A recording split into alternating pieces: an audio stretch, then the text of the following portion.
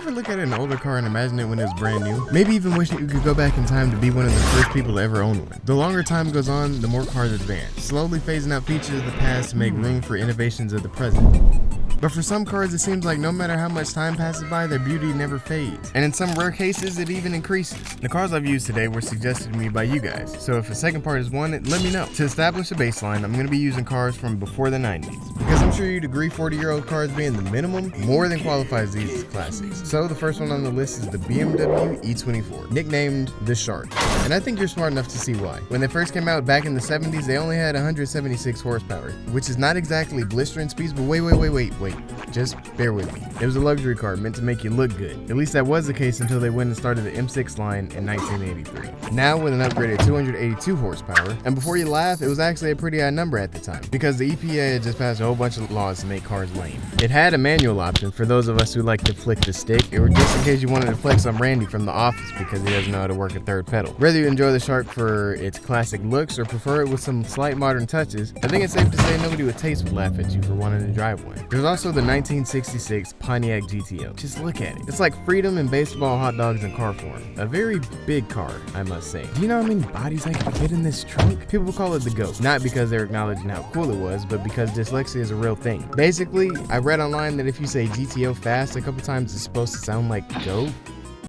GTO. If you wanted one brand new back in the day, these things were like $3,000. Today, $3,000 is just rent money. It sold almost 97,000 units in 1 year, which was the highest sales a true muscle car had ever made at the time. With its 360 horsepower and its Coke bottle design, it's easy to see why it still holds up today. It's a car almost as stylish as the Ferrari F40. Maybe not the first thing you think of when you hear classic car, but nonetheless, you and me both know it still looks good. If you married the car you had right now, you'd be starting an affair with the F40 the day after the ceremony. GTA made its own version of the F40 that you can drive around, so do with that information what you will. But in case you're not old enough to play, they collabed with the best company to ever exist, Lego. So if you want, you can go snag your own mini F40 to sit on your shelf. Sadly, only 213 of the real version made it to America, so they're not exactly easy to buy. Luckily for you, I just so happen to own one, and I'm looking to sell it. So if anyone has $2.5 million laying around, all you have to do is press the link in the description. It's first come, first serve, so I'd hurry. The F40 was the last car Mr. Enzo approved, so it's obviously a bit of a history maker, just like the Ford Pinto.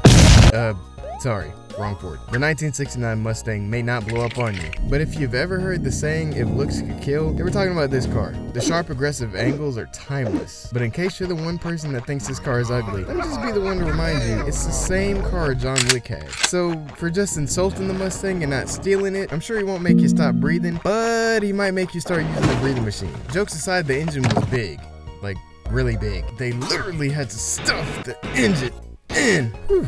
Just so it could fit. They squeezed every bit of power out of this thing, which is why it was so big. Not because they were compensated for something, but because they designed it specifically to compete in NASCAR. It was unique for not having head gaskets, which might be a little confusing to the average listener, but during the time it was more common than you think. It had built-in grooves for seals to go in, and as long as you put it together carefully, it was superior to head gaskets. But because of how different procedures were for this engine, some owners ran into problems when trying to take their car to the shop because, believe it or not, Jerry, that does your oil changes, doesn't exactly know how to fix a race car. In the same year, Chevy had the 69 Camaro. It looks like a race car because growing up, everybody told it was. So naturally, it became one. Winning the 1969 Trans Am Championship, then retiring at the height of its career to become a pace car for the Indianapolis 500, which is really what it became famous for. So famous that people were starting to hold Chevy at gunpoint just so they could get a Camaro from the factory with the exact same features as the pace car. A long time ago, I even got to see an actual pace car in person at a car show, but I was too stupid to realize what I was looking at. I thought it was interesting that one of the paint options that came with the Camaro was Le Mans Blue. Yeah, Le Mans, as in the 24-hour endurance race. Is your Altima affiliated with Le Mans? No, but you sure do act like it. The dream started in 1969 with the paint job. It became a reality in 2022 when that big Z01 was in the race representing the red, white, and blue the best way it knew how. Which, when you think about it, is proof that you should never give up on your dreams, unless you're the Pinto. Right along with the others is the 1970 Plymouth Superbird or the 1969 Dodge Charger Daytona, whichever one. They're different cars, but they're pretty much the same. The first time I saw the Superbird was in Cars, and it was great until there's just a different kind of aura this car has. How many cars do you know that can drive around with a pull-up bar in its trunk and still look good? Just one, and this is it. The F40 gets insecure when these cars pull up because they're what he wishes he could be. B. I will say the Superbird and Daytona out of everything else on the list are probably more of an acquired taste, especially considering nobody wanted to buy them when they first came out. For some reason, everybody thought they were ugly, and they would sit for months unless they were marked down for less than half of what the dealership originally wanted them for. But Dodge did what Dodge does best and didn't care about crybaby customers. You can probably guess why at this point, so let me give you some options. Option A, because Chrysler has always made bad decisions like the EV Charger. Option B, because the cars were cheaply made, so any loss on sales didn't really matter. Or option C, because the creator of the hot dog car is secretly pulling the strings of all car manufacturers and will continue to purge the planet of insignificant being until the only thing that's left is Decepticon overlords with humans as their eternal slaves. Nah, it was a trick question. They were trying to make a NASCAR. Have you even been paying attention to the list? The aerodynamics of the Daytona put it way ahead of its competition, and some of its design features even hold up today, giving it the potential to outperform current NASCAR. It was the first car in history to hit 200 miles per hour on a closed course, which is still somehow slower than some of the Camrys I see driving on the way to work. I also have some honorable mentions, starting with the El Camino. This car, truck, caravan, minivan looking mother. El Camino translates to the road. To someone who speaks English, the Spanish sounds cool, but I can't help but imagine how odd it might have been to a Spanish speaker to buy a car with such a strange name. A name almost as unique as the Chevy Nova, which, by the way, did sell well in Mexico and Venezuela. If you don't know what I'm talking about, there was this myth that the Nova didn't sell well in a lot of Spanish-speaking areas because Nova roughly translates to doesn't go. But Nova, as one word, does not mean the same thing. It's like if somebody said show off as in flexing on people means they turned off the TV.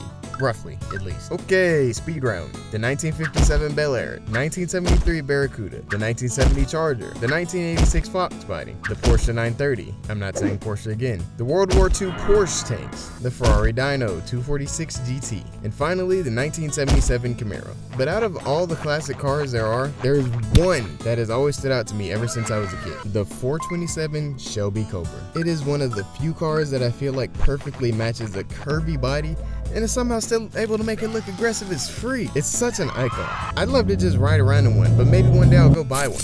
A real one. The kit cars, and not to say the kit cars aren't cool, but there's nothing like the original. Cars are going through their biggest change since swapping from horses to horsepower, because now we're swapping out engines for AA batteries. So I think it's important we all appreciate the cars that we might be taking for granted right now, because they might not be here for much longer.